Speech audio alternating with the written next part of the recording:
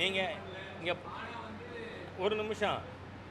நாம் முதலமைச்சர் பேசியது அரசியல் திசை திருப்பும் செயலா இல்லையா? நீங்கள் கொடுத்தீங்களா இல்லையா? கச்சத்தீவை தாரை பார்த்தது யார்? திருமதி இந்திரா காந்தி அவர்களும் கருணாநிதியும் இணைந்து தான். ஏனென்றால் அப்பொழுது கருணாநிதி அவர்கள் சொன்னார்கள், நீங்கள் கொடுங்க, இங்கே பெரிய எதிர்ப்பு வராமல் நான் பார்த்துக்கிறேன்னு.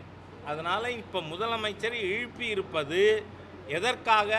அவருடைய அரசாங்கத்தின் முழு தோல்வி. ஏன்னா இந்த அமைச்சர்கள் போய் நடித்தது, அடேங்கப்பா சிவாஜி கணேசன் தோற்றுருவார் அந்த மாதிரியாக மகேஷ் பொழியாமொழி என்ன நாடகம் ஆடுறாங்க. முழுமையாக தோற்று போன 41 படுகொலைக்கு காரணமான ஒரு மாநில அரசு மக்களை திசை திருப்புவதற்காக சொல்லி இருக்கிறது. இன்றைக்கி இது மட்டுமே நான் டீல் பண்ணுறதுக்கு உங்கள் முன்னாடி வந்தேன். நன்றி.